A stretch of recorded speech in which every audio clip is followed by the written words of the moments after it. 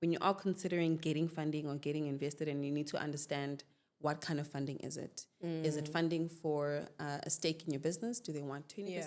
It's fully understanding what the terms are of the money as well. What kind of return of investment are they looking for as well? Which is why we got sued later, because of not having clear guidelines. When you educate yourself, you actually get to defend yourself better. Hello and welcome to another episode of the Legal Standpoint podcast, where we unpack the legal aspects of starting and running a business venture in South Africa, one conversation at a time. If you are a startup founder, business owner, or freelancer trying to navigate the complexities of compliance, intellectual property, or contracts, welcome. You're on the right side of the internet today. I'm your host, Kidume Tsipule, the co-founder of Legal Standpoint, and I have been counting down the days to today's episode with today's guest. Some people might know her as the Beyonce of branding. Some others might know her as the most relatable entrepreneur on the internet. I'm talking about none other than Amanda Sibiya, an entrepreneur and brand development specialist. She is the founder of Haditi Africa, a platform, an educative platform that is premised on promoting the African narrative, as well as Branding Africa, which helps African entrepreneurs and businesses build great brands. Today's conversation will lift the veil on what it takes to build a strong brand in South Africa and Africa at large. Also, what it takes to build an enduring business in South Africa, as well as what you need to do to protect the creative assets of your business, since we're talking about all things branding today. Welcome, Beyonce of branding. Well, I'll sing for you. I'm joking. Yeah. We're expecting a performance today. You'll get it. Yeah, welcome to the studio. I'm so happy that Thank you for having me. have been able to join us today. And, I'm not lying when I say I've been counting down the days to chatting to you. Only because I think, like one of the titles I referred to earlier, you are arguably one of the most relatable entrepreneurs on the internet. Yeah. And I think when it comes to entrepreneurship specifically, there's such a danger around romanticizing it. Yes. Especially on social media where, naturally it's a curated platform, right? Where we only show the great parts, the highlights. And I've really enjoyed your platform just as being one of transparency and where you show the full picture, of entrepreneurship, the good, the bad, the ugly, the rewarding, the ugly mostly. And, I think as a point of departure, I just wanted to lean into that and understand, was that a conscious decision that you made on your part when you started sharing your entrepreneurial experiences on social media? Or is it something where you were just naturally sharing your journey and it just caught traction with your audience? That's a very interesting question. It just happened naturally because I think I'm just very authentic. I'll tell you things as it is. And it's very difficult for me to lie about certain things. So especially my experience. Right. So when it comes to my entrepreneurial experience itself, I can't romanticize it because it's not been romantic. Right. It's been I don't know if it's a rom-com, but like a bit of a horror movie here and there. Right. So I think by virtue of sharing my experience, that was the conscious decision. The conscious came from, I want to share my experience. Right. But just sharing it authentically and not hiding the ugly parts of it just came naturally just because of who I am. Right. And you are very transparent on, I think, mostly Instagram, because that's the platform that I follow. In your quest to just be authentic and transparent and just show the full picture, has there ever been a single moment where you shared like a vulnerable moment that you later regretted, or is it all part of like building trust with the audience? It's all about building trust. Because I think nothing I share is, I don't know, I'm not embarrassed by myself at all. Like I'm not, there's not a point where I'm like, I shouldn't have said that, or, oh my goodness, why did I do that? Right. I'm just like that. And I think the conscious decision was really in saying, I just want to show up as natural and as authentic as possible. And that also comes with sharing every single part, maybe not every single part of my life, but every part of my entrepreneurial journey. Because I guess, like you're saying, it is a curated platform. So you choose what you want to share and what you don't want to share. And I've been very clear in sharing all parts of my entrepreneurial journey. Right. I don't think there's anything that I've said, oh goodness, that was a mistake. Right, that you'd want to retract. Yeah. I don't think so. Makes sense. Okay, awesome. And kudos to you for doing that, honestly, because I think there are such few entrepreneurs that like show the crazier parts of it. I think we, are excited to share the awards and like when we get like recognition and, when great things happen in our businesses. But, when you are crying in the club, you know. Yeah, exactly. And like things are crying just is there not and it's there. right. Honestly, yeah. And it we just need to happens. be It does honest. happen. Right. Yeah.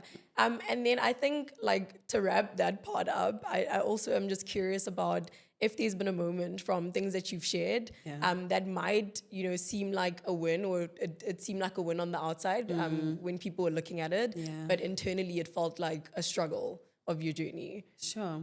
I think it was last year, the year before that, when I won my first award as an entrepreneur after 10 years of the struggle. As much as it looked like a win, and it was a win, honestly, but it looked like, oh my gosh, Amanda's like recognized by Santam or whatever. Yes. But for me, it was like, how it took you long enough. Right. Yeah. I've been doing this for 10 years, you know? So I think at some point it was like, I actually can keep your award. Right. But it looked like a win on the outside. It was a win for me as well. But, you know, inside I was like, yeah, no, it took you long enough because You've I've been doing this. Right. So it was nice to get the recognition, but on the other end, you know, there's both sides of it. But Right. I still love it. Because now I can introduce myself as an award-winning entrepreneur. And you are, as you should. Exactly. Yeah. Okay, awesome. And then I think, you know, the audience, you know, some people might know you, some people, you know, might be, new to getting to know who Amanda is. And I think the best part of, you know, understanding who you are as a person is taking it all the way back to the beginning. What do you think is the one thing I'd need to know about your upbringing or how you grew up generally to understand why you chose entrepreneurship as a career? Sure. Wow. I think if you understood that I was raised by a single mother in my very early years, now not anymore, but in my early years, I'm raised by a single mom who was very resourceful, very industrious as well, who would sell anything from the back of her boot. And that was nice to see, but also I didn't realize that it planted a seed for wanting to be resourceful as well.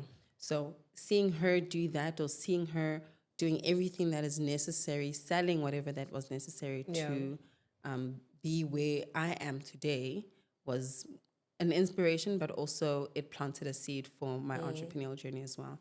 And I think by virtue of seeing that from an early age, it really did, like, you saw the fruits thereof. As early as it was, as I was in like university or high school, you saw the fruits coming out, small, but then not like, okay, I want to do business. Right. So only later on did I realize and recognize that what she was doing was actually being a business owner and just, you know, being very, like, the minute you exchange a product for money, you are in business. Right. So because she was doing that, then I recognized, actually, that lady was in business. She was onto something. She was onto something. And that has kind of brought me to where I am today. Right. Yeah. And I think that's very interesting because I think, you know, when we do take the time to step back a little bit and, you know, just trace, you know, how we grew up and like where we started, you're able to draw so many parallels and like see glimpses that you might not have seen in the moment that speak to why you've decided to pursue a particular journey. So that's really interesting. And shout out to your mom for being resourceful. Shout out to your mom. Because you... Because you really need that. You need to be resourceful in entrepreneurship. You need to take initiative. You know, there's relationship building. There's so many aspects of it that, you know, you get to build those skills, you know, as you're navigating your life. Okay, awesome. Yeah. And then I think if someone were also to hear about you for the first time, or like they decided to look you up on Instagram or just online, there's 3 like irrefutable facts that would stand out about you, I'd say. It's Africa more than anything. Entrepreneurship and then branding or storytelling generally. What is it about those 3 pillars that, you know, have become defining parts of who you are? Like, how did they become the defining parts of who Amanda is? I mean, outside of your faith and other things. Sure. Africa is beautiful, first of all. And I've been drawn to anything African from a very young age. I don't even know where it came from. So the first time I traveled outside of South Africa, I went to Ghana, and it was a very, like, you're confronted with so many differences in culture and heritage compared to South Africa. And you're like, oh my goodness, like, what's going on, first of all? But, like, you're overwhelmed by such warmth also because Africans are just warm people. But again, I think traveling outside of South Africa makes you realize how beautiful the continent is, but also how much more there is that is not South Africa, because some South Africans think we are the best there is. Right. No DNA, That's just true. RSA, that kind of thing. Right. And it's sad, honestly, because there's just so much more to see. So my love for Africa comes from our ignorance of it. And that's why I want to learn from Africa in order to kind of grow myself, but also my craft. And I think being an entrepreneur as well, it forces you to also look at how other people do things. And if you think that how South Africa does things is the best way there is, then you've closed yourself off to growing. So looking at how other people do business in other African countries and outside of Africa as well has like forced me to grow in not only thinking that the way we do things here is the best way to go and the only way. So my love for Africa has honestly brought, it was just like a domino effect for everything that I do. Every company that I have, everything that I do is really around Africa. And there are a lot of people who are like, oh no, really, you shouldn't be doing that, because I don't take clients that are not African. And it'd be like, oh, so you're saying no to dollars? I said, yes, I'm saying no to dollars. Like the Americans have their own brand strategists. They have their own people. They can use their own people. So I'm passionate about, like, because we don't only have potential, but Africa is honestly the mother of civilization. And if we recognize that, we will honestly just grow beyond measure. I love that. And I think that's like one of the things that we have in common, because I'm also like 10 toes down for this continent. Listen. And I think you are right. There's something about traveling, like whether it's, on the continent or like, outside, where you're just confronted with, just other ways of being and how other people live their lives, and that there's, so many nuances and like, the different cultures that we have, the different traditions that we carry. And it helps you, I think, just be more open-minded. Absolutely. And that's also very critical, I think, in the business space, because it helps you have a more global outlook, like, of course, with your localization or the context of where you exist, but to always have that global context and understand that how you do one thing is not how you do everything. Exactly. And I think that's like really a really great insight to learn and to have shared from your travels. And then speaking about Africa, right? Because you have traveled, you've been to Ghana, then Kenya as well, Botswana, like you've traveled extensively throughout the continent. What is one African country that, if you could, you'd rebrand, and what would its narrative be? Wow. I would rebrand, I think Sudan. Okay, interesting. I would rebrand Sudan mainly because it's the youngest country. Moving out of South Sudan and Sudan are different countries, the youngest country in the continent. But also, fun fact is the fact that Sudan has more pyramids than Egypt. Really? And everyone thinks that Egypt is the place for all pyramids. You see PR now. So I think it's it's got bad rape. Or not bad rape really, but it's got more pyramids than Egypt, which is a fun fact, but like it would get that rebrand. But also because it's the newest country in Africa, it obviously carried the brand of it being part of South Sudan and Sudan being together. So them separating and it being a new country, that would need, you need your own brand now. You can't just, be the same brand you were before. So I think it might not necessarily be a rebrand, but I think they would need a brand of their own. Yeah. That's so interesting. And that is a fun fact, because I did not know that, and I'm sure there's a lot of other people that didn't know that, because when we think pyramids, like we're thinking about Egypt. Yes. Sudan has way more pyramids than Egypt. That's so interesting. Okay, awesome. And then what do you think is an African brand, big or small, that you think the world needs to know about? Branding Africa. Outside of your own, Amanda. Wow, there's so many. I think because if I mention one and it's big, you'd be like, but we already know it. So I'd speak about each and every small brand that I've ever worked with in Africa. I think they all deserve to be known, whether they're selling chocolates or shea butter in Ghana, or someone who runs a studio in Kenya, or it's someone who has an NGO in Rwanda. Every single small business that I've ever worked with deserves to be known.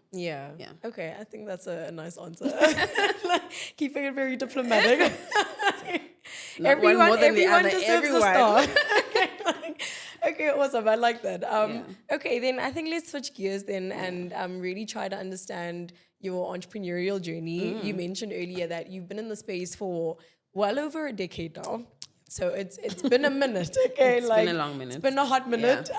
And I'm just really interested to take it right back to the beginning. First of all, before you ventured into entrepreneurship, you had a stint in corporate. A small stint in corporate for 3 months. I did. And I'm just curious to know, because there are people that, start off and jump straight into entrepreneurship and then later figure out that this is not it. I need to jump to corporate and vice versa. And there's different triggers for that. But I'm curious to know, when you decided to join corporate for those 3 months, what is it about that experience that affirmed your love for entrepreneurship and that it just was not going to work out? Yeah. When I left corporate, quote unquote, I didn't know what I was going into. So I jumped out of one thing not knowing what I'm jumping into. Right. Because what we wanted to do, I didn't recognize that as entrepreneurship or being in business. It just didn't, the puzzle didn't come together for me in that way. So I didn't know necessarily, this is what I'm going into. So when I did go into corporate and I was working there, having a blast, it was a blast for a minute, but then it, the blast blasted. faded. It blasted after that. But I did meet my business partner at that job. So I think the only reason why I was in corporate was to meet my business partner and for us to move and start a business together. Right. So I was just passing by. I wasn't going in. I was just passing to go collect someone and then and then move. So when I got into corporate, we were working. And it seemed cute. It was nice. It was my first job. Straight out of university. And I thought, I'm going to climb the corporate ladder. And I soon, stopped doing that. I think as I was frustrated by how much our boss at the time would say, this project is making us this much. But I'm like, how? But you pay me 6,000. What do you mean? How?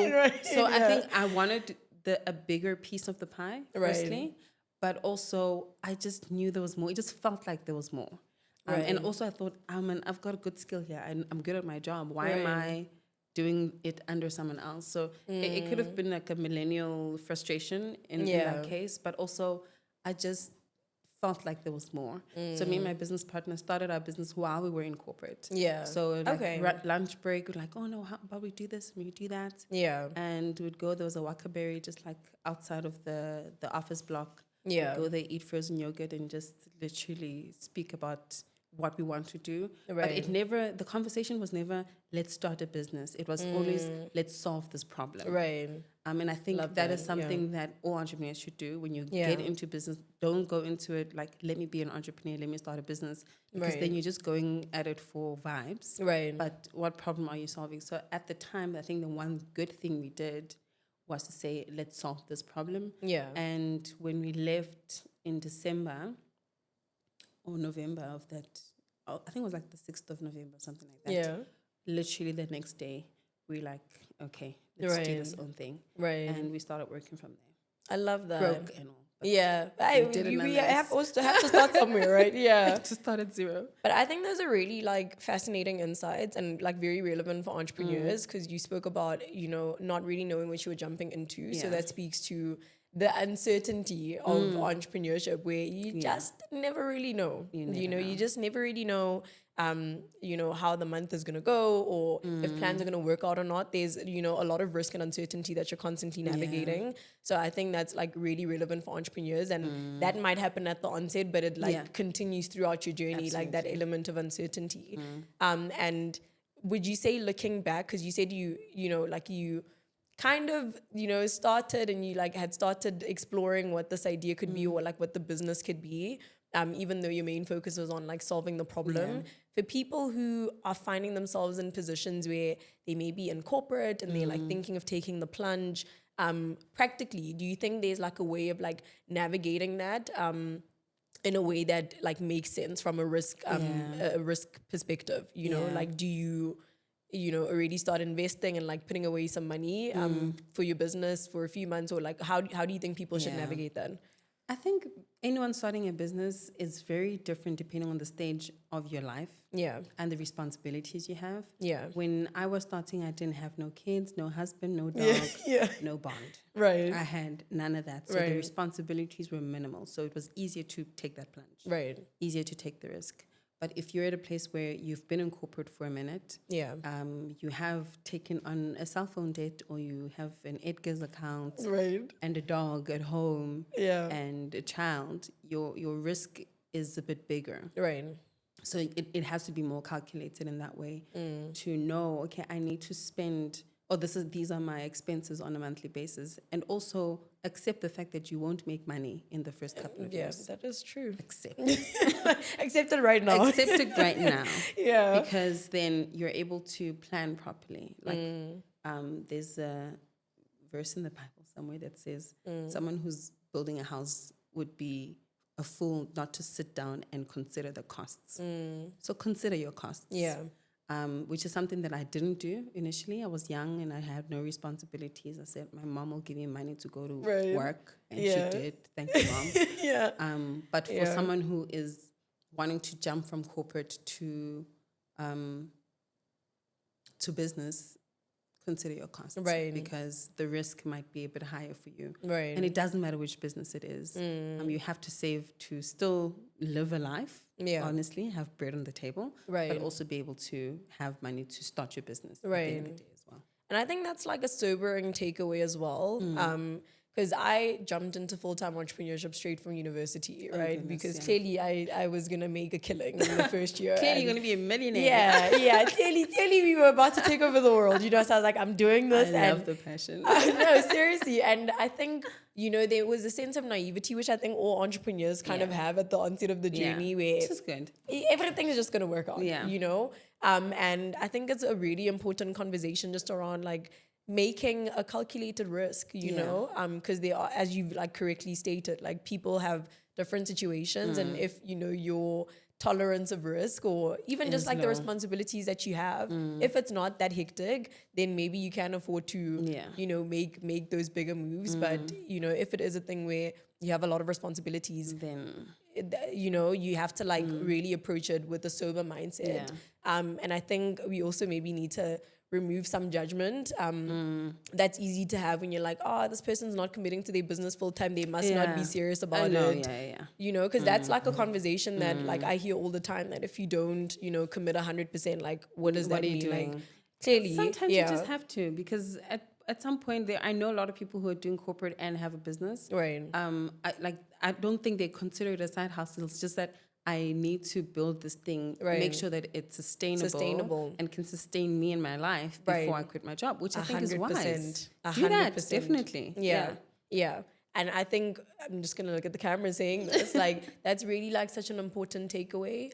Just around, jumping into your business when you can see that it can sustain you and, sustain itself. Yeah. I think that's maybe like the optimal time to take that plunge. But thank you for sharing that. I think it's really important. And then I want to take us back again to 2014, Content Magazine and Content Creatives Agency. Because that was like your first entrepreneurial experience. Yeah, it was. Right? And I'm curious about what lessons you learned from that first entrepreneurial experience that you still apply to your business today. Sure. The first and the biggest one is that the business's money is not my money. Yeah. It's a hard truth because I'm making this money. Right. It should be mine. It should be yours. Honestly. Right. But that was a hard lesson. It's not my money. Yeah. And that's something that I did not know when we were starting. I thought, we made 6,000. Right. We have 6,000. Right. Or we made 20,000. That's our 20,000 to spend on whatever we want. Like, you want to buy a phone? Go ahead. Yeah. I wouldn't do that today because that's not true. Smart, yeah. It's very smart. Yeah. But that was the biggest lesson. The business's money is not your money. The business is not yours. It might be yours, but it's not yours. Okay. I think a lot of entrepreneurs have this idea of, it's my baby, my gosh, I'm going to take care of this thing. It's like, oh my gosh. I think it also dictates a lot of our decision making as well. That if this thing is not going to work out and this is your first child, you don't want to get rid of anything. You you keep all tasks to yourself. Right. And it becomes very difficult to delegate as well. It becomes difficult to, even if you hire, you're still doing everything yourself because this is my child. Right. But if you don't let go of the child and let other people take care of this child, then it won't grow. Right. Because there's just certain ceiling you will reach when it's just you. But the minute you have other resources, these are other brains, other hands, it will grow bigger than you. Right. So you give your business an opportunity to grow bigger than you. Yeah. That's so profound. So profound. Okay, awesome. And you started Conte Magazine also with a co-owner, right? Which is quite a huge shift from your businesses today where you run them as a solo founder. I've got PTSD. Right. No, because I want to get into the dynamics of starting something with a business partner from the onset versus, building from scratch. Like, how would you describe the mental shift between, going into it with like another person or other people versus committing to it and doing it solo from the onset? It was beautiful doing it with someone. You share the responsibility, you share the passion, you share the costs, you share the money. Right. You share a lot, which is good because as an entrepreneur, if you're doing it alone, you carry a lot, which can get heavy and you burn out quicker and you get tired quicker. You feel like, oh, I don't want to do this. I'm not seeing the benefits or the fruits thereof. Right. I'm going to leave this thing. It's heavier when you're doing it on your own.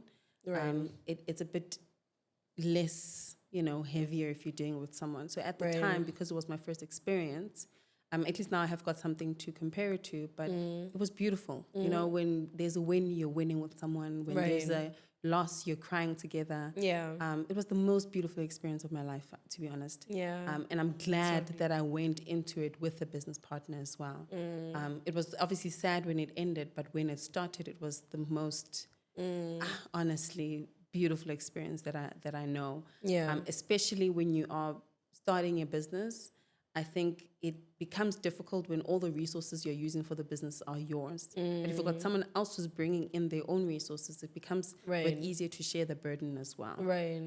And comparing to now, I'm not alone because I've got the Lord, first of all. Amen.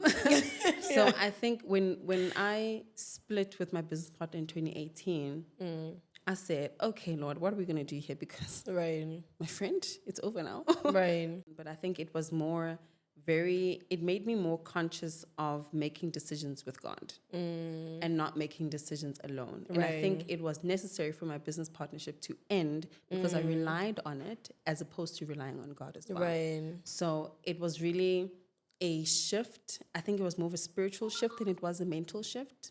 So I had to fully rely on God for my business as opposed to always falling back on, hey, friend, what do you think? Hey, what should we do here? Because when there was trouble, she's the first person I would call. Instead of, there's trouble, let me pray first. So I think it was, like I'm saying, a more spiritual shift than it was a mental shift that I had to do. So even till this day, I can't say it was easier or harder, but doing it with God is worth it. And I mean, I love that faith is such a big part of just how you build your business. Another thing that we have in common, because I mean, even when you're a solo founder, I think it really gets really heavy to carry certain things. And you rightfully mentioned in the beginning, when you're doing it with someone else, there's someone to cry with and someone to enjoy with. So that's really lovely that you look back fondly on that experience with your co-founder. It was good. Is there a set of criteria that you had in mind when embarking on the journey with her? And just generally, right? Like for people who are wanting to explore partnerships with other people or, build with someone, are there like things that are top of mind that you think they should definitely, like think through thoroughly and make sure that you're going into it with the right person? Like what would you say those key criteria would be?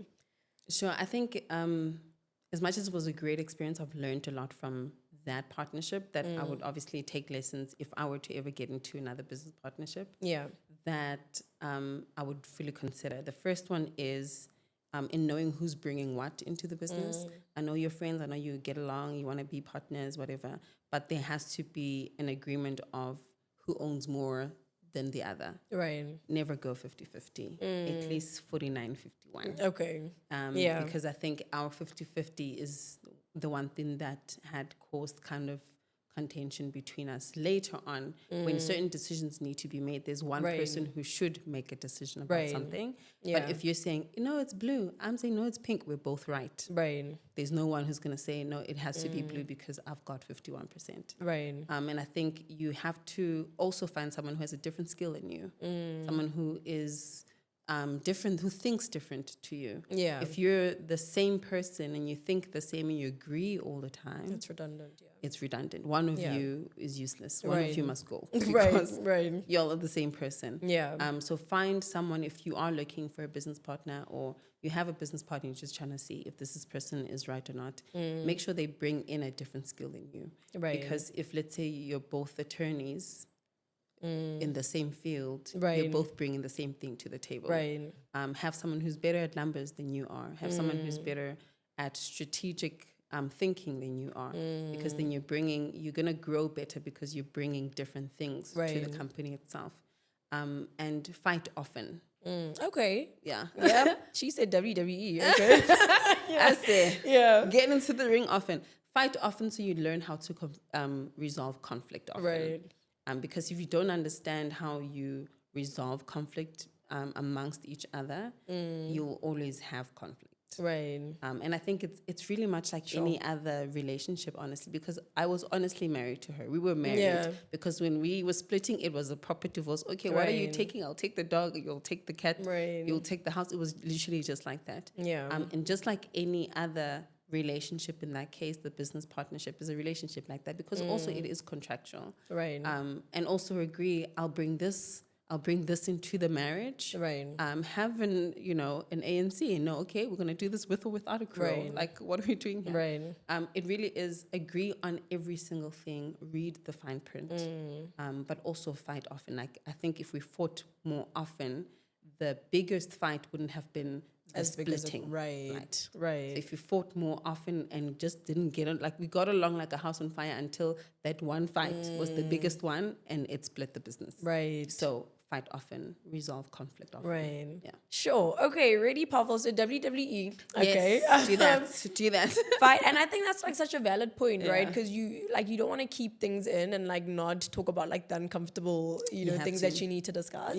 And I think it's really important, if you're wanting to go into a partnership with someone, to really like sit down and make a list, I think the points that you've mentioned are really relevant. Because in a way, this is a marriage, like you said, like you're going to be spending so much time with this person and you want to make sure that you have complementary skills, that you bring in different things to the table, that there's a clear decision maker, and that, you actively talk about the uncomfortable things, like maybe right at the onset, as opposed to waiting for things to blow up like at the very end.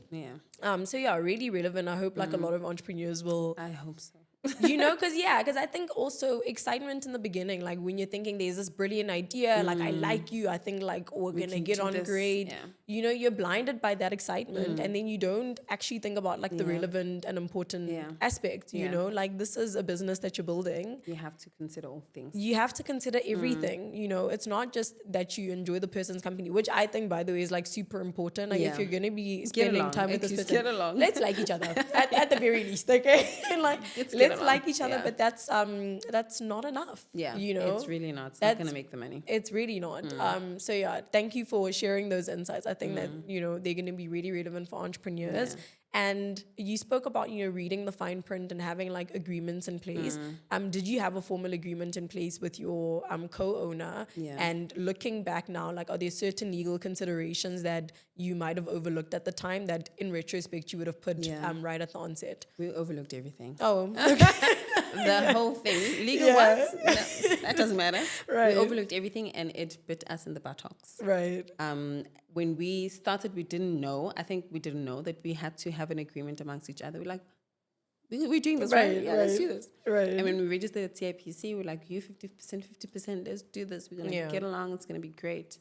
And that was it. That kind of was the end of any legal conversation also. I don't think we felt the need to even do that because we're so focused on the product, so focused on selling, so focused on not going home hungry, at least making money. So it was really one of the last thoughts. And I wish it wasn't, because at the time where we got invested in, that's the first time we're like, oh, we should actually have an agreement amongst each other, only because they asked, do you have an agreement? We said, what agreement? Yeah. Excuse me? So we're like, okay, Google agreement. So we were literally, we knew nothing. Yeah. And you don't know what you don't know. And at that time, I wish we knew something, not even like an inkling of knowing that we needed to do that. And I think we waited at a time where it was demanded of us to put together certain agreements, that we also did it rushingly. And if someone sent a document, we'll just read it quickly. Oh, let's just do this quickly and get it over and done with. Which is the one thing that you shouldn't do with any agreement. Don't read it quickly. Sit down with that thing. Understand what you're actually reading. Yeah. Before you sign. So we signed not knowing, very oblivious to the whole process. Yeah. But there was no agreement between her and I. It was more of a verbal agreement, which really wouldn't stand anywhere. But only later did we realize that this was necessary. But then when we did it, we didn't do it properly either. So because we're just creatives trying to run a business here. Don't tell me about a contract. I'm busy. I'm busy building a business. I'm busy building a business, bro. Like, give me a minute. Yeah. And I think that's like literally the whole point of this podcast, you know, and legal standpoint, because we understand that, you know, when people are building, in the beginning, you know, the most important consideration is like customer acquisition and sales and brand visibility, you know, and really putting yourself out there, and all the unsexy, unglamorous parts of entrepreneurship. You're like, the accounting, the legal, you're like, whatever. Like, that's not like and important. And they are important, right? Because if you don't have your legal ducks in a row, like everything else is jeopardized, right? Because if the business had to like fall apart tomorrow because you don't have certain agreements in place, then all these other things, the branding, you know, the customers that you've gotten, doesn't matter. It all falters away. So I think, like really important reminder that if you are a freelancer, or, you know, if you're like a small business owner, or you're like building your own startup, those are important considerations, you know, even if they might seem like it's actually like the least of your worries. If you get it done right at the beginning, that's better than having to be reactive later. And, you know, have to deal with the mess that you could have prevented, avoided, you know. Okay, awesome. And then you got funding as well, right? For Conte Magazine. I imagine there were like legalities involved with that, in terms of, you know, what the funding terms were, how you were going to deploy this money, how you were going to use the money. So chat me through that experience, because I think, you know, some of the people that are listening are, you know, hoping to get funding in their businesses at some point, which, I mean, kudos to you, because that's a really great milestone to have someone else believe in the vision enough to part with their money to support what you're building. What do you think, what do you wish you knew when navigating, you know, the relationship with your investors at the time, the legal side of it anyways, that you maybe didn't like think about, or, you know, you like read the contract and just signed it. Like what legal safeguards do you think you would have had in place? Sure. I wish I knew that money isn't just money. Money comes with conditions, you know. T's and C's. It wasn't just money for vibes. Money because I like you. And when we got invested in, it was so tricky, because we were so young and excited. Like, how are you giving a 21-year-old money, first of all? You know? But I was a good 21-year-old at the time. But it was really, it was so tricky, because I wish I knew the ins and outs of doing due diligence on the people who are giving you money. That's what I'm saying. Money is just not money. You know, it's not just money because we believe in you. Also. Sure, we believe in you. But yeah. We're trying to get some money back.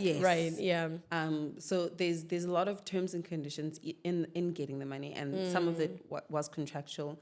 Some things we didn't ask. We saw, we were like, it's fine. They're good people. They wouldn't screw us over. Come on. So it was really, I think we were very oblivious going through the whole process, but also we were blinded by the money because we were so excited about it and like, we can finally build this thing that we want to build, because now we have the money to do it.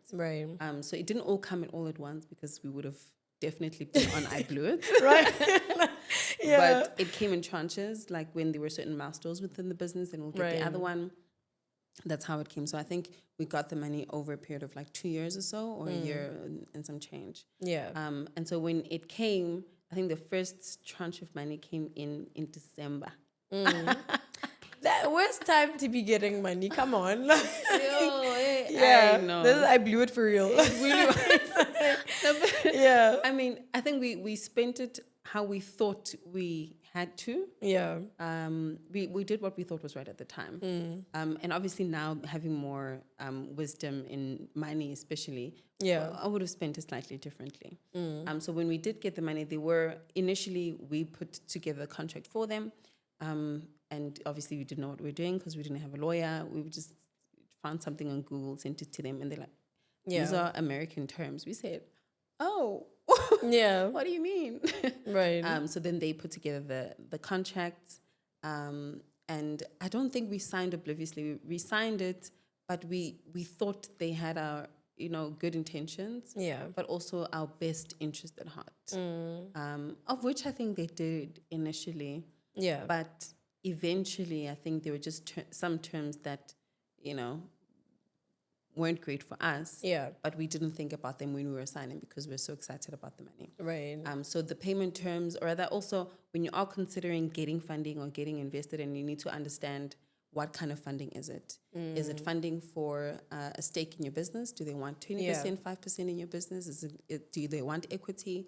Or is it they just want return on investment? They just borrowing you this money? Is it loan terms? They'll give you $1 million and they want it back as 1.5 or 2 million in this period of 5 years. What kind of funding is it? Right. Is it a grant where it's like, here's the money, enjoy, bye? Right.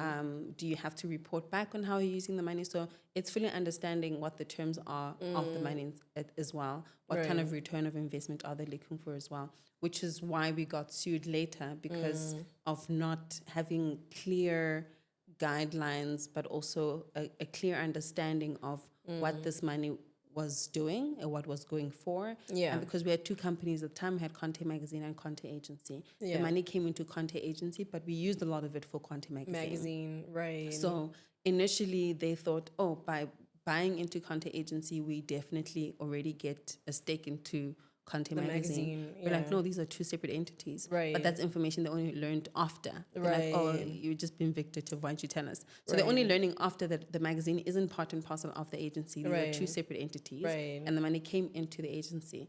But again, by virtue of us using the money for the magazine, it's almost like technically they've got both. Right. In essence. Right. But that was not contractual, wasn't in the agreements. But for us, it's like, the company that is on these papers is Conte Agency. Why would you think the magazine is part of it? Why would you think So it's like, it's not part of it because they're two separate entities. So I think they just thought the agency owned the magazine, so they would get both. Right.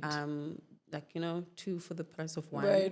But it really wasn't that, because what attracted them to the business also was the magazine.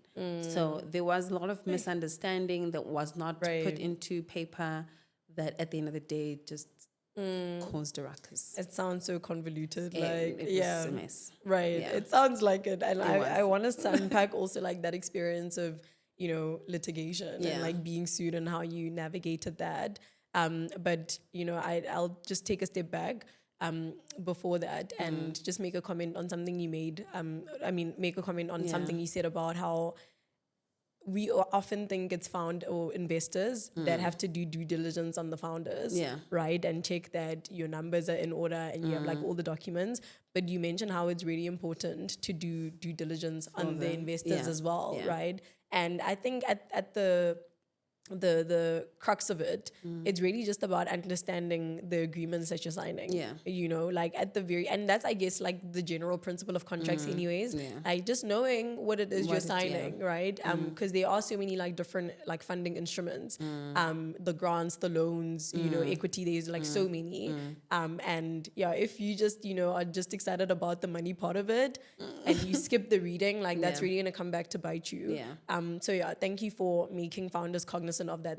It's a two-way relationship. It is a two-way relationship. They do due diligence on you and vice versa, because there are some cases I think where, investors maybe don't really have your best interests at heart. Hopefully people don't have... Honestly, they're investing. You're investing to get money. It's money. Sometimes not even about you. I just want my money back. And that makes business sense, right? Like I'm trying to get a return on this investment. But I think it's really important to always see it as a two-way relationship. And also look at what you're getting from the investor outside of just money. Like what else are they you know, exposing you to, like bringing to the table? Is it like, are they opening networks for you? Are they, you know, are they helping you with like customer acquisition? Like what are we doing? It has to be more than just money. It has to be more than, the money's great though, don't get me wrong, but you know, it has to be more than that. So yeah, thank you for like mentioning that. And then you get sued. You get sued. You get sued. It was a fun experience, I won't lie. Oh, okay. Because it was like, I just felt like I'm in suits right now. Like, of course, yeah. Like, come on. You know, I just felt like I was, you know, it was a mess, but it was fun at the same time because it was a new experience for me. Okay. Going to court was cute. I'm sitting really? there, and I know it honestly doesn't. Like, we obviously had our lawyers like talking on our behalf. Like, we weren't speaking to the investors at the time, only our lawyers were speaking. Yeah. So we go to court, we're sitting on the one side and they're sitting on the other side. I'm like, oh my gosh. Right. Like, I'm out there with wearing a pencil skirt. I'm what, 22, 23 at the time. Wearing a pencil skirt with like a nice polo shirt, and I'm thinking, I have arrived. Right. And I think the only reason why I had that mindset is because a friend of mine said, you're not in business until you're sued. I said, first of all, so we're in business now. So now I just felt like, oh, I feel like such a big deal being sued. Right. It wasn't, the experience itself wasn't nice, but the lessons were beautiful. And I think there's so much that you learn from it. Yeah. And also, I just go through life, just this, you know, I just feel like I'm in this hot air balloon, just like floating through life, and just watching things happen.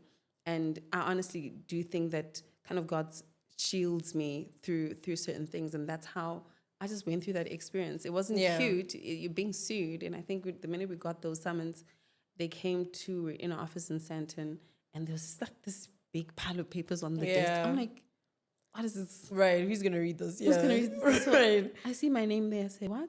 Yeah. So it was like, it was a new experience because I didn't know what summons looked like. I didn't know what being sued was like. Right. It was a new experience for me, which is why I went into it wide-eyed. It's like, wow, and this, and that happens? Right. And thank goodness we had like a great bunch of, a law firm who decided to do it pro bono for us as well, which was great. At a later stage, because we did spend a lot of money just trying to resolve the whole issue. But being sued was a necessary experience. Right. Not something I recommend. Right. Are you sure? Like, it sounds like you had a good time. I had a good time, but I do not recommend. But they were good lessons from it. Yeah. And what were those lessons, right? Because you said like the experience itself wasn't, you know, obviously like no one wants to be sued. You don't want to be in that position. But you said, you know, it was beautiful because of what you got out of it and, you know, all the lessons that you learned. Give me like top 3 lessons that you got from that experience. Yeah. Top 3 lessons is that not everyone has their your best interest at heart. Yeah. Someone always wants something from you, you know. Yeah. Unfortunately, business is transactional. Right. Even good deals are transactional. Right. Even the bad ones are just as transactional. There's the difference between the 2 transactions. That one is good, one is bad, but it's transactional. Transactional nonetheless, But not everyone has your best interest at heart. Yeah. Second one is definitely read every single thing, every fine print, every whatnot, because I think the only reason why things went south was because we read one of the contracts. Like, actually, this is not a good deal. What do you mean? Right.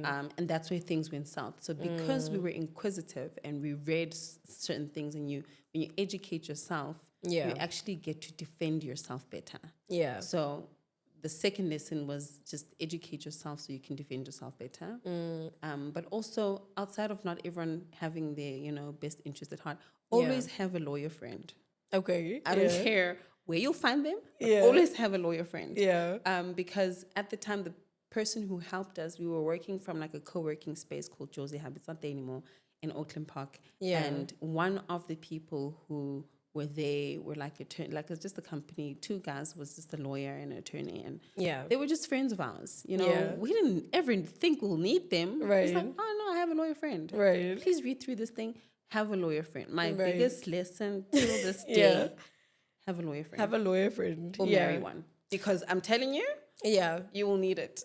Right. At some point. Because I think, especially as a business owner, you need friends in all circles. So you need an accountant friend, you need a branding friend, a marketing friend, you need a lawyer friend. Right. And because there will be times where you need these people. Yeah. And I don't think we would have gotten out of that situation had we not had a lawyer friend. Right. Yeah. Okay, so have a lawyer friend, marry you on. Yeah, yeah. Or visit Legal Standpoint. Okay, that's the third one.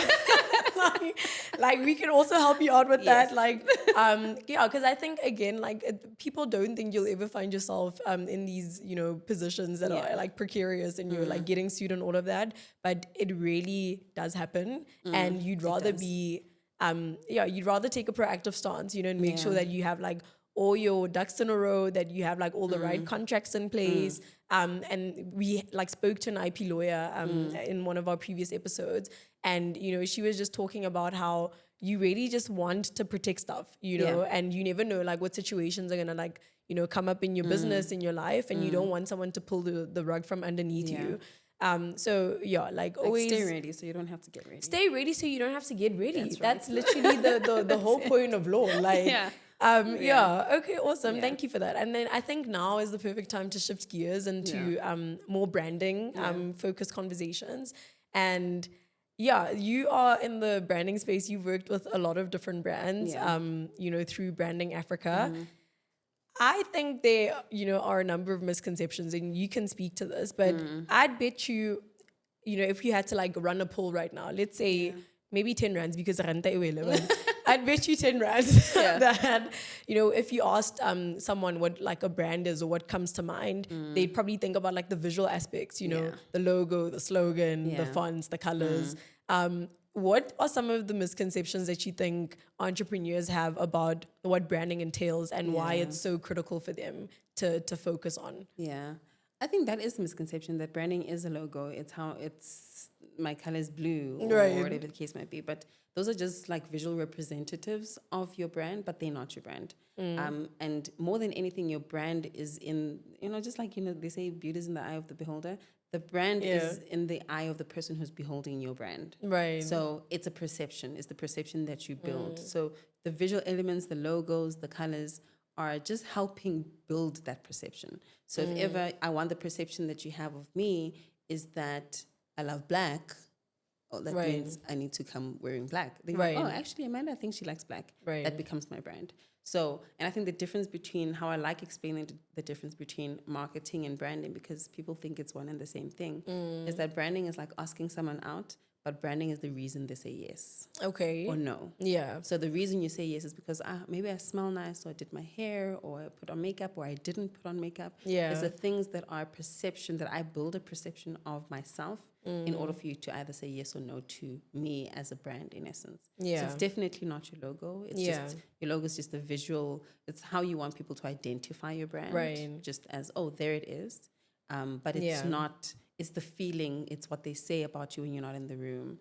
So when you think about any brand whatsoever, if we think about Apple, there's a specific like exclusivity in it. When you have one, you're like, oh my gosh, you know, that's perception. But not everyone thinks that. The thing about perception is that we don't all have the same perception of something. Right. And that's just branding. Right. It's really not how you look.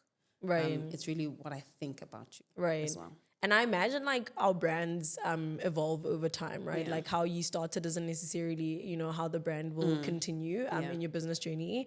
At what point do businesses need to start, or like even just entrepreneurs, at what point do they need to start being, you know, conscious about what they want their brand to be? Is it at the onset of the business? Is it before you've even started? Like, when should I really start taking, you know, the branding aspect of my business seriously?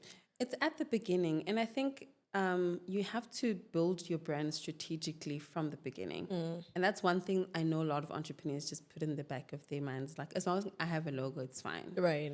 But you don't realize that your logo might be wrong because you didn't think about it strategically. Right. Because your logo has nothing to do with you. There's a lot of people like, oh, my grandmother's favorite color was blue. And she liked like a lilac as a flower, so I'm going to put that as the logo. Right. Now that's got everything to do with you. Your brand has nothing to do with you. It has everything to do with the people who you're serving. So if the people who you're serving love purple as a color and it resonates with what you're trying to do, there you go. Purple is your color. And not necessarily because it's your favorite color. So it's got nothing to do with you. Yeah. So the misconception there, or like the one thing they need to start with, is building your brand strategically, not just the visual elements of it. As in like, because branding asks very critical questions within your business. Who are you serving? Who are your clientele? Yeah. And when you're thinking about who your clientele is, that's what leads what you look like. Right. So if ever my clientele is mothers in Johannesburg who are very health conscious,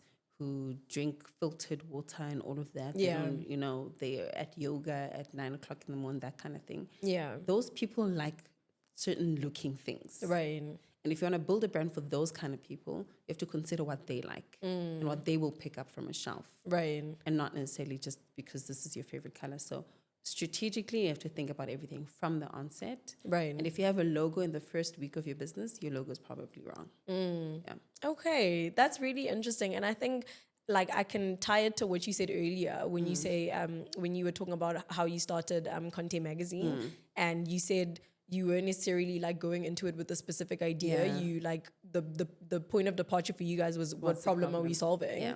And then you like worked your way backwards. Yeah. And it's similar to this where you said branding has nothing to do with you. And I think that has like everything to do with taking your ego out of the process of building a business and like recognizing that it's all about, the people that are benefiting from this brand or like that are the recipients of it. So I think that's really interesting because I do know like even us at the beginning, like we thought, we just, these are the colors. That's like what the logo and that's our brand, and I think it's really interesting to see how layered it is and how nuanced it is.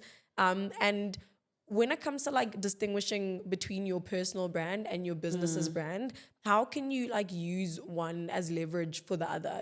So if you're someone who is like in the public eye, for example, or even if you aren't, right? Even if you're like just starting out with, curating your own personal brand, how is it that you can use, that personal brand as leverage to grow your business? Yeah. You have to use it, I think, in this day and age. But also, I think even back in the day, people buy from people. Right. And people are emotional beings. They most of the time make emotional buying decisions. And because I'm buying from a person, I want to know the person who I'm buying from. Right. So it's always important to have a bigger personal brand than have a business, because at the end of the day, if people know me and I say, hey guys, I'm selling water bottles. Yeah. You trust me right. already. You don't trust my water bottle. You don't even know where I'm getting the water from. You don't know where I'm building it. But because you trust me, it becomes an easier selling point for you to buy anything that I give you. Right. Not everyone will buy from it, but those who trust the things that you develop will then buy it. Right. And if you look at any, even well-known, if you look at Richard Branson and his business, if you look at Elon Musk and his business, like he will always have more followers. If you're looking at social media, he'll have more followers than the business has. Yeah. Every single business owner I know is like that. Right. Because they build their personal brand in order to grow their business brand. Yeah. Also because you can venture into different things. Right. Like one day is water bottles, tomorrow I'm selling a car, the next day I'm buying Twitter, the next day, I can do a lot of things because you trust me as a person. So it's important to build that brand trust for your personal brand. Right. So whatever business you venture into, people trust them by virtue of trusting you. Right. Because it's difficult to trust the business without knowing who the person is behind it. Yeah, and I think that's like so relevant because I think, there are some founders that think, no, I actually just want to separate myself from my business. Like I don't want there to be too much of an overlap or a dependency. Yeah. Or even other founders that are, like they don't want to be on social media. Like that's not like their thing. It's not my thing. Yeah. It's not your thing, but it's like, actually, it has to be. And I think even with like founder-led marketing right now, like that's like a trend that's growing a lot where people buy from people, like you said, and like if they can see like the faces and the names and the people behind like the products they're buying, that creates, a stronger connection. It's the authenticity of it, I think, that you mentioned. Relatability, Right. And then what do you think, since, we're in the digital era and, branding, there's a lot of creative assets that come from that. What legal considerations should founders have to safeguard those creative assets? Sure. I think when it comes to, there are different points, but specifically a logo, it has to be like trademarked, make sure it's yours and yours alone. Yeah. But also it goes into the creative process of creating it, because I know that there are so many platforms, AI tools, and lazy designers who just copy from one thing to another, and you're unable to distinguish one from the other as well. Yeah. It's important to create something unique, but also to trademark it, because if you're planning for your business to, succeed, which I'm hoping everyone is planning for, you want your logo to be recognizable, but also you want no one else to be able to steal from it as well. So you have to protect as much as your intellectual property within your business, but also your visual identity is something that has to be protected as well. And anything else that you feel like you created from scratch, like patenting your product or a specific saying that you came up with. If you think you're so innovative and you have brought up something totally new, you have to protect it by all means necessary. Right. Yeah. You need to protect it, and we can't like overemphasize that, honestly. You'd hate to have someone pull the rug from underneath you, you know, having, you know, spend so much time, money, effort, like creative energy working on something, and then at the end of the day, it's not even gone. Yours. Yeah. So, thank you for sharing that. Yeah. And I mean, you've been in the space, I think this is like my last question now. You've been in the space for 10 years, and there's clearly like a lot of lessons that you've learned that you've shared throughout this conversation. For someone who is wanting to, you know, branch into the branding space, or just, you know, go into entrepreneurship generally in South Africa, or, you know, not even just create a South African brand specifically, but create a brand that's going to be recognized globally, or a business that's just going to have longevity to it. What are the three top considerations you think they should have in mind before going into this journey? Because as we said earlier, there's the good, there's the bad, there's the ugly, you know, there's the rewarding aspects of it. Like, you know, what kind of person do you have to be, or what should your key considerations be to last in the space? Sure. I think firstly you have to solve a problem, but solve a real problem. Yeah. Not a hypothetical problem. Right. So make sure that there's a person out there who is experiencing the problem that you actually want to solve. Yeah. But make sure that whatever solution that you're trying to bring will actually solve that problem for them. But solve an actual problem. Like have a pain point that you want to get into.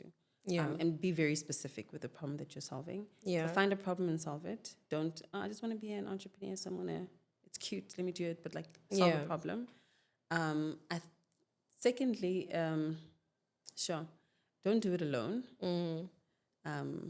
If you don't have a business partner, take the Lord as your business partner. Yeah. Because honestly, you have to have crazy faith to be an entrepreneur. Yeah. Because it takes a lot to be a business owner. It takes a lot. You cannot do it without faith. And if you're saying, I want to solve this problem, I want to be a millionaire in 5 years. If that's not faith, I don't know what is. Right. So definitely have faith. But also, I think outside of having faith, it's just have a picture of where you're trying to go and understand that you can make it happen as well. Right. Because I think the one thing that I keep saying is like picture the life that you want to live, but recognize that you are the person who can get yourself there. Right. You're in the driver's seat. You are in the driver's seat. There's no one else coming to save you. There's like if you don't stand up and do it, it's not getting done. No one's gonna stand up on your behalf. Right. So, and I think a lot of people think that, but the market is saturated. It's not saturated because it doesn't have you. So, do it even if it's saturated. Yeah. I mean, thank you so much for that. I think that's going to really like inspire some people and be, you know, relatable as well. And I think this whole conversation, you know, you shared like really interesting nuggets and insights that, you know, I think are really like relevant when you're like, you know, traversing this entrepreneurial journey. There's so much to it, you know, and I really hope even from a branding perspective, entrepreneurs will take away that it's something that you need to be very conscious about from the onset and not just, you know, figure it out as you go along. Like you need to be, you know, it needs to be a conscious decision. So thank you so much for joining us and, you know, sharing all of that and sharing your over a decade of experience, you know, and condensing that into an hour. We need like a 5 hour to speak about it all. Right. Yeah, but we've like loved having you here. I've enjoyed this conversation and like I really can't wait for entrepreneurs to really hear it and take away what they need to take away from the conversation. Yeah. Thank you. Awesome. All right, guys, that's been another conversation of the Legal Standpoint podcast. Thank you so much for joining us. Please don't forget to like and subscribe this episode and check out our other episodes that we've recorded as well. Don't forget, if you are a startup founder, a business owner, a nonprofit founder, a creator, whatever it is, if you need help navigating, you know, the legalities of running a business, we're here to help you. So check us out on our LinkedIn, you know, check us out on our website. All the details will be, in the comment section. But yeah, it's been such a pleasure having you join us again, and we'll see you soon.